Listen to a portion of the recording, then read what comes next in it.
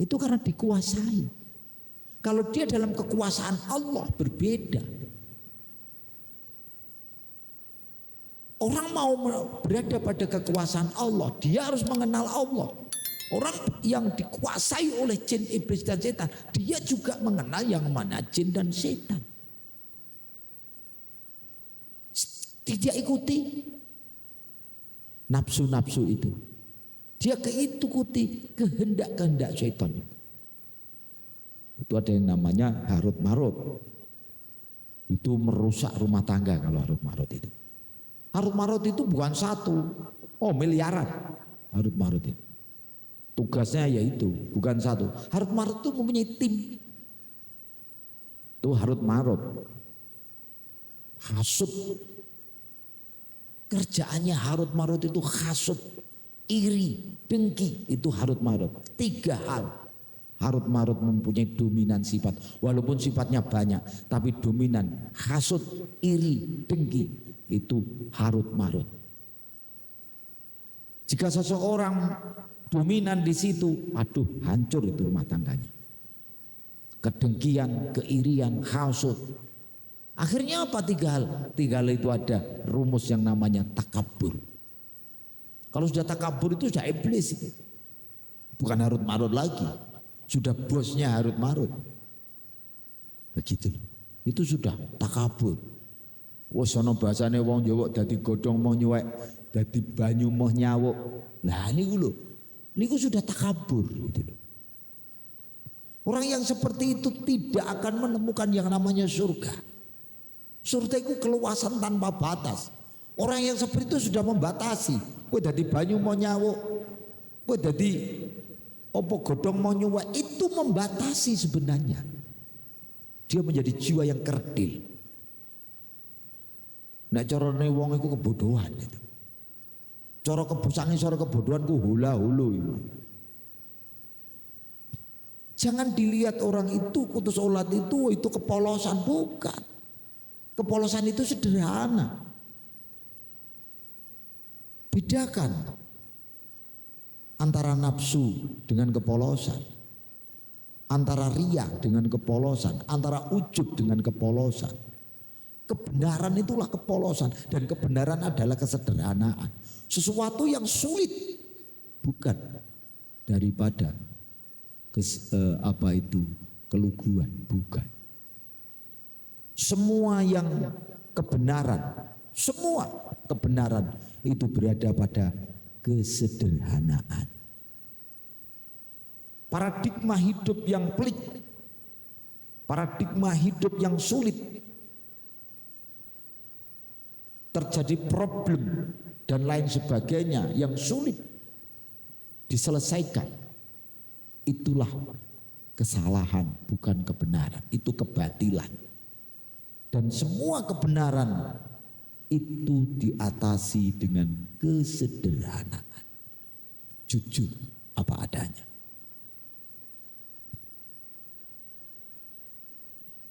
Kenapa hidup ini menjadi neraka dan sulit? Terjadi paradigma, terjadi problem, terjadi masalah karena menyembah akal dan pikirannya.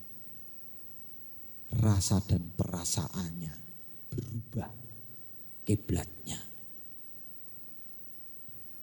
Itu bukan perasaan yang dia terima, bukan rasa dan perasaan, tapi nafsu dianggap perasaan, nafsu dianggap rasa. Rasa adalah kekosongan. Rasa itu tidak apa-apa kalau tidak bergerak. Rasa itu kosong, tidak ada apa-apa. Tapi begitu bergerak menjadi perasaan. Nafsu beda.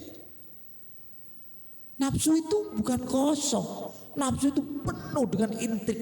Nafsu itu penuh dengan emosional. Nafsu penuh dengan keserakan, egois, iri, dengki, sombong, dahwan, panas, ujub, sumpah. Itu nafsu. Tapi dianggap perasaan. Bukan, itu bukan perasaan. Itu nafsu. Itu bukan rasa, nafsu. Banyak orang tidak bisa memilah-milah antara perasaan, antara rasa, perasaan dan nafsu. Dianggap sama. Perasa aku ngene, nafsu padahal itu. Rasa dulu, rasa itu kosong, kosongkan. Itulah ketemu rasa. Tapi sudah gerak kamu ketemu dengan perasaan. Tapi begitu akal yang bermain, ini masuk pada nafsu bukan perasaan. Ikut campur dari pikiran. Karena pikiran itu media luar ke dalam. Wong utangnya akeh ya pikiran. Akal adalah menyelesaikan. Akal adalah sifat terpuji. Dan sifat terpuji adalah kesederhanaan. Mengenal Allah sederhana. Mudah mengenal Allah itu. Asal kita ada niat. Mengenal Allah itu lebih mudah daripada mengenal Pak RT. Pak RT itu mbok parani muni lunga ring sawah. Pak RT mbok parani muno lunga ring kantor. Pak RT mbok parani lunga piknik. Pak RT diparani lunga nyumbang. Wangele temonane. Tapi Allah cukup kamu tenang. Di mana-mana pun bisa kau temui. Lebih mudah mana menemui Pak RT dengan Allah. Sudut pandang kita yang harus kita rubah. Kita sering melupakan Allah. Kita sering melupakan rasa dan perasaan kepada Allah. Sehingga rasa syukur itu tidak ada. Maka orang yang tidak bisa bersyukur, orang yang selalu melakukan kebatilan, menurut sifat-sifat tercela, dia tidak mengenal Allah. Kalau dia mengenal Allah, saya yakin syukur, alhamdulillah, bertasbih, mensucikan diri, maka akhlaknya juga terpuji, akhlaknya juga suci, diridhoi oleh Allah. Begitu dia melakukan itu, jiwanya akan membuat nama soleh atau solihah. Barulah mengenal yang namanya materi. Secara tidak langsung dia akan memilih yang halalan, toyiban. Rezeki Anda halal, belum kamu zakati, belum toyiban. Maka halalan toyiban adalah rezeki yang sudah dizakati. Itulah surga. Maka surga ada tahapan, ada surga Eden, ada Jannatun Naim, ada Firdaus, ada Al-Kausar, ada Surga Ar-Rahman, ada surga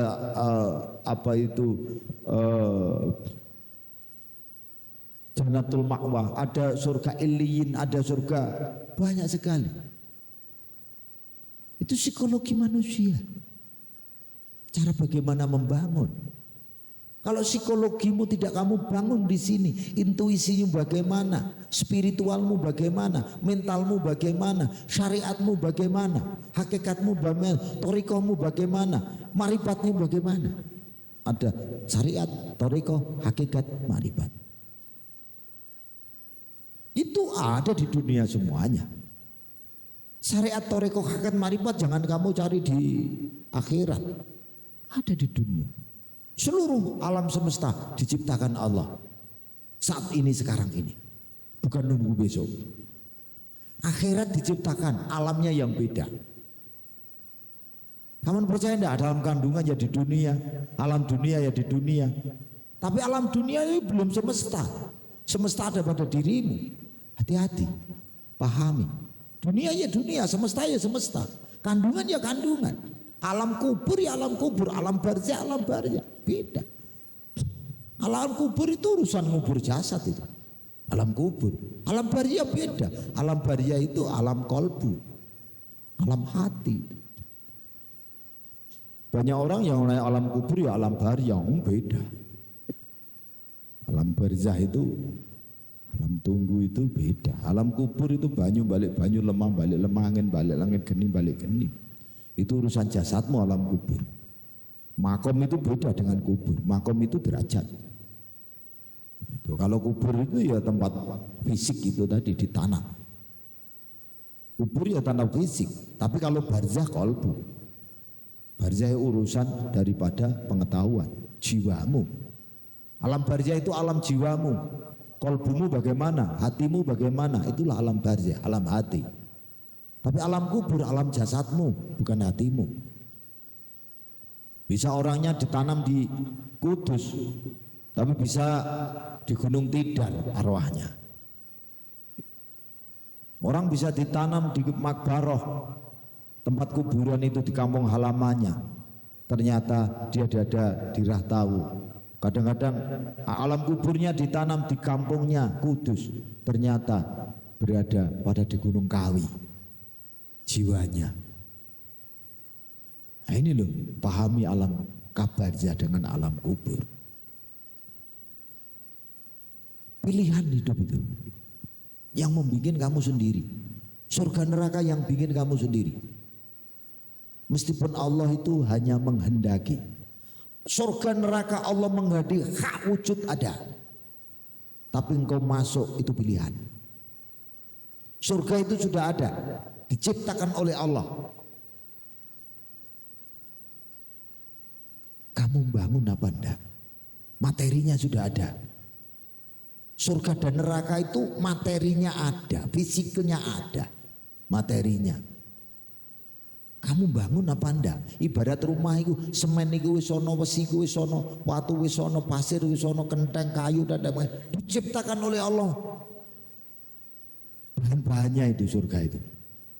Tinggal kamu membangun apa enggak? Kalau kau tidak membangun, tidak akan punya yang namanya surga. Kalau kau tidak mengawali, tidak akan terjadi. Begitu loh. Orang itu mendapatkan jawaban itu karena pertanyaan. Kalau di dalam dirinya tidak mau bertanya, selamanya kosong, tidak ada jawaban. Maka seringlah kamu bertanya pada dirimu sendiri agar kamu mendapatkan jawab dalam hidupmu. Begitu loh. Penting sekali itu. Orang melihat apakah jiwa benar atau enggak, kelihatan kok, sederhana kok. Kebenaran itu sederhana. Orang itu benar apa enggak makannya, itu halal apa haram. Begitu saja. Yang dimakan itu loh, halal apa haram. Apakah dari riba? Kan begitu. Itu efek sekali. Kayak sama ono wong iku non sewu, koyoke halal tapi haram. Apa? Nyambut gawe klenik, ngerti klenik dadi dukun. Bahaya itu dimakan anak cucunya. Karena apa? Hasil daripada menipu. Klenik itu menipu, ngapusi dobol. Klenik itu lebih parah daripada orang makan riba. Karena apa? Dia mendapatkan rezeki dari fitnah. Dia mendapatkan rezeki dari menipu orang lain. Kalau riba kan jelas ngutangi ono bungane. Tapi kalau menipu, enggak ada yang diuntungkan, semuanya dirugi total. Apalagi fitnah, sesuatu yang tidak ada diadakan. Klenik itu. Makanya orang itu kalau nun sewu makan dari hasil klenik, repot anak cucunya nanti. Sulit dinasehati. Kenapa? Kan dobel gitu. Mesti dimakan ya hasil ngapusi. Maka diberi nasihat tidak bisa, sulit. Gitu loh. Terlalu banyak makan nista. Terlalu banyak makan kebohongan. Terlalu banyak penipuan. Maka sebelum dia bertobat sungguh-sungguh sulit untuk menemukan surga. Orang yang seperti itu kok tidak tobat yang sungguh-sungguh, sulit menemukan surga. Sampai kiamat loh, sampai kematiannya loh, nggak bakalan bisa. Kecuali dia tobat, benar-benar meninggalkan dan tidak kembali untuk hal yang sama. Selama dia tersulut sedikit saja untuk frekuensi gelombang, getaran-getaran di situ, dia sedikit saja masuk, maka dia akan kembali utuh dalam konflik dan paradigma hidupnya. Maka di situ klenik itu golongan daripada kemusyrikan. Klenik itu dari golongan penipuan. Klenik itu golongan daripada fitnah. Ayo, rezekinya kayak apa itu? lebih buruk daripada riba. Itu.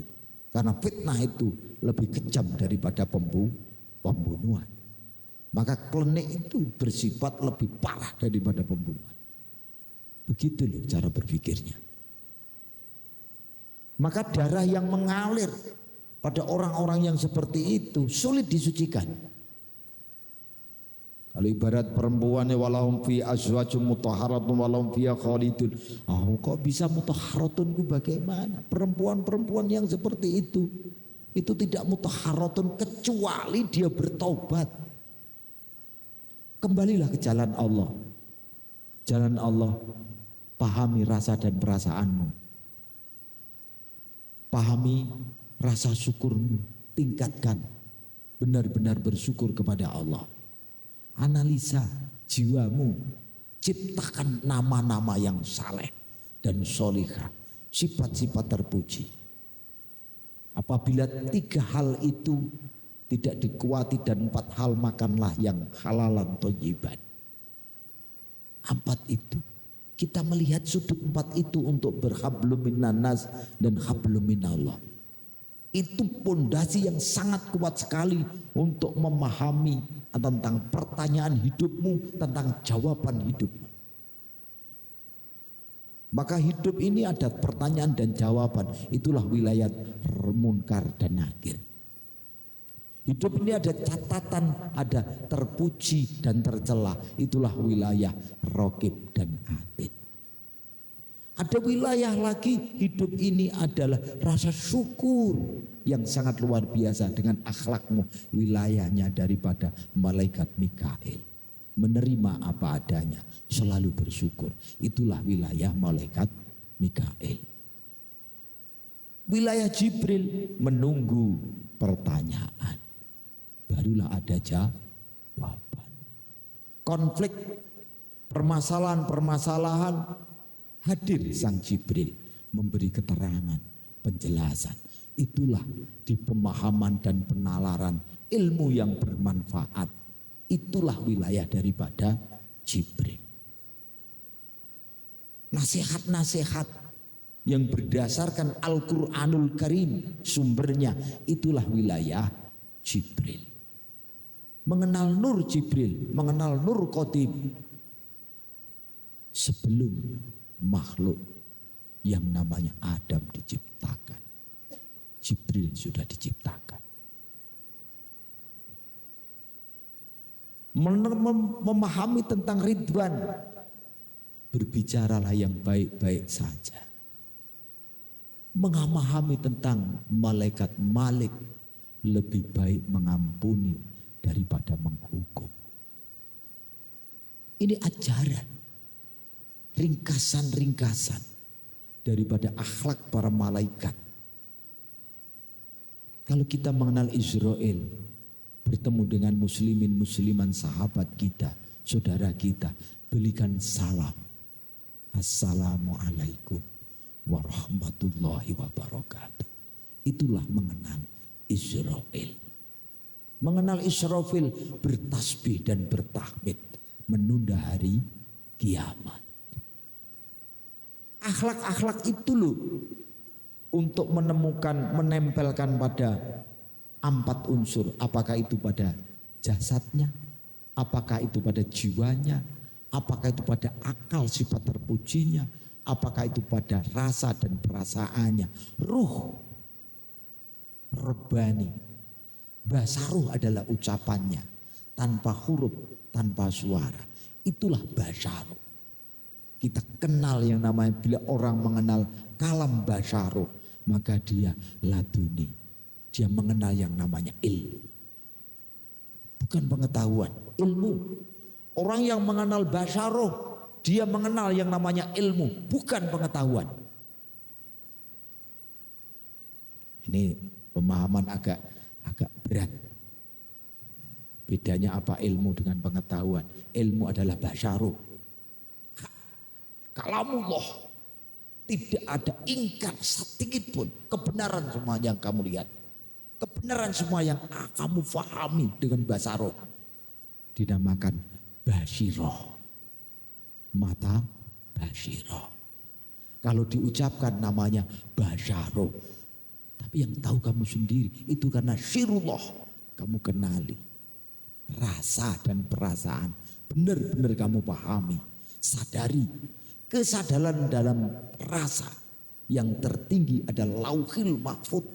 Semuanya kejadian-kejadian. Semuanya sampai kapan kejadian-kejadian kamu lihat.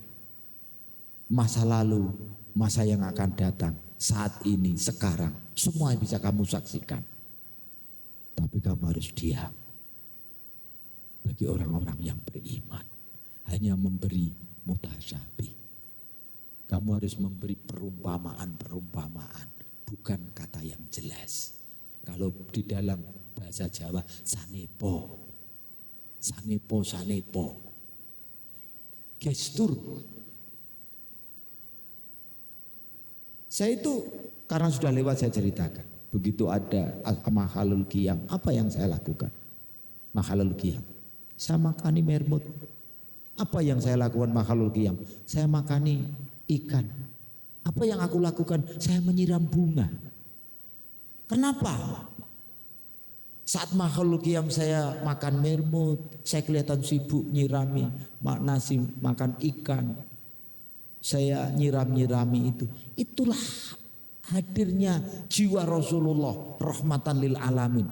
Itu loh sang mermut dari sore belum ada yang ngasih makan. Kasih makan. Itu mungkin lupa. Ikan belum tak kasih makan. Tak kasih makan. Oh ada tumbuh-tumbuhan mungkin dia perlu air. Saya siram air. Itu makhlul qiyam. Bukan hanya hadir Rasulullah pada pengetahuan, tapi benar-benar ilmu. Didapat dari dilakukan, bukan pendengaran atau membaca, tapi dari praktek.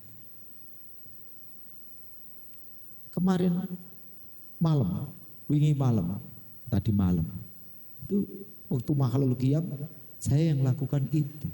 Tapi orang tidak paham. Makhluk yang Pak Yai blokam laku makani mermut, makani manuk, makani iwak, nyirami wit-witan. Karena ilmu kebahagiaan itu kita capai dengan memberi, bukan hanya menerima. Ya Allah beri aku syafaat ya Allah. Aduh, kamu tidak melakukan.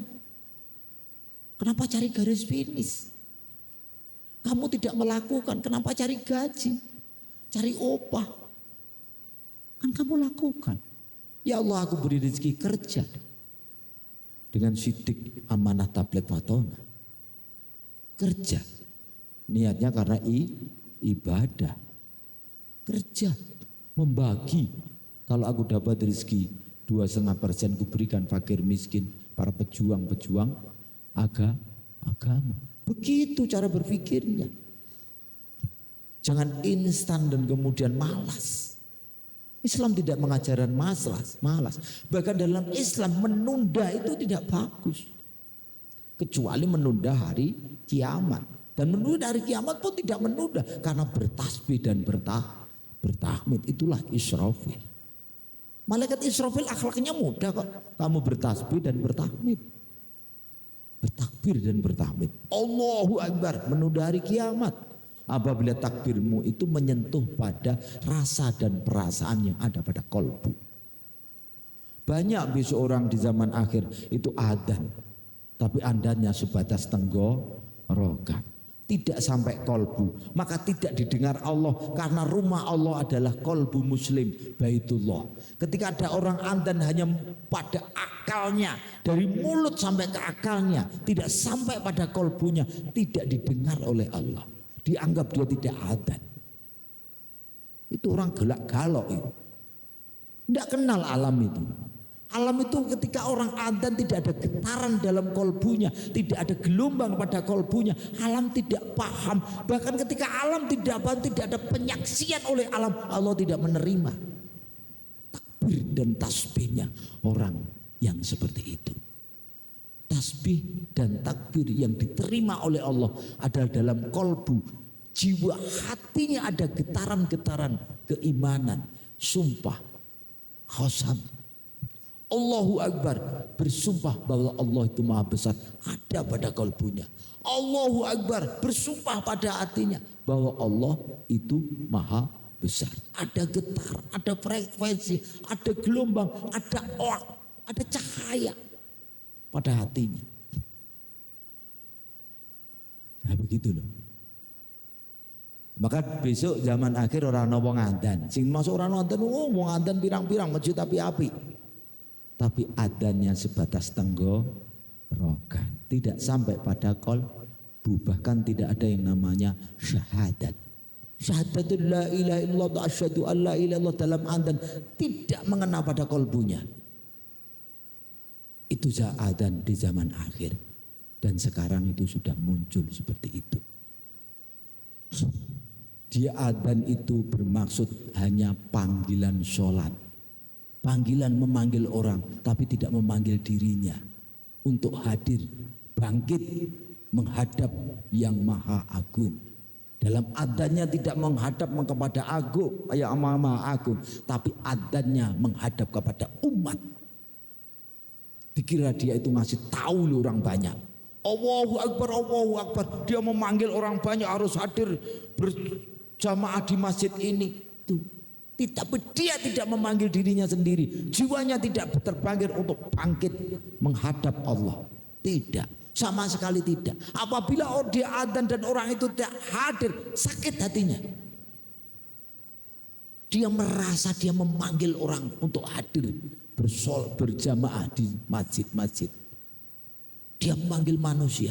Bukan dia berkhalwat. Bukan dia memanggil dirinya. Atau dia bersyahadat, bersumpah dengan Allah. Itu bedanya. Adzan-adzan mereka memanggil orang untuk berkumpul.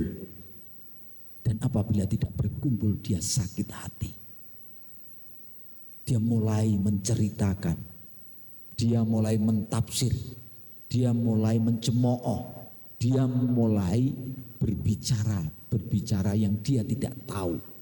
Bahkan di dalam Quran jangan berbicara dengan hal-hal yang kamu tidak tahu. Tapi dia lakukan. Itu pemahaman dan penalaran yang saat ini di sekian tahun, beribu tahun dicuci otaknya manusia. Digelincirkan oleh sang setan dan digelincirkan oleh sang iblis. Sampai adzan itu loh dipengaruhi oleh iblis dan setan. Jiwanya dipengaruhi sehingga dia adzan itu berharap orang itu datang, tapi dia tidak datang kepada Allah. Adzannya sama sekali tidak datang kepada Allah, tapi adzannya mendatangi manusia. Allahu Akbar, yang diingat bukan Allah, yang diingat itu jamaahnya. Ini yang kacau dalam adzan. Ini bukan lagi ibadah. Ini adzan nafsu namanya. Nafsu. Adzan pencitraan. Adzan yang mencari hor. Adzan yang mencari viral. Kalau adzan orang tertarik kayak gini, enggak seperti itu. Adzan itu memanggil dirinya agar hadir di hadapan Allah, bersumpah mulai dari Allahu Akbar, bersumpah Allah Maha Agung. Asyhadu an la ilaha illallah, bersyahadat, bersumpah kepada Allah. Wa asyhadu anna Muhammadur, bersumpah kepada Rasul utusan Allah. Hadir jiwa Rasulullah ada pada diriku. Begitu. Sabar. Hayya ala sholah. Siapa yang diajak hayya ala sholah? Jiwamu, akalmu, rasa dan perasaanmu kumpul jadi satu. Mengenal, memahami apa perintah Allah. Kamu bersujud, ngeladeni. Syariatnya bagaimana? Dipahami. Sallu kama ra'aitu usolli. Nah itu rahasia itu. Rahasia itu. Itu harus dipahami. Maka ada hal-hal yang perlu dipertanyakan. Gitu. Dipahami. Kalau sholat itu bukan tujuan, tapi sholat itu perjalanan. Sholat itu thariqah. Tujuannya rahmatan lil alamin.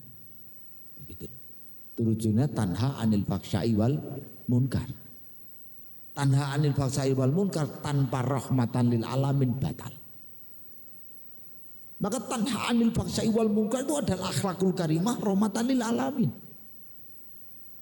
Tanpa itu batal. Jangan bilang, sholat itu tanha anil faksya'i wal munkar, tapi tidak akhlakul karimah rahmatan lil alamin. Tidak sah.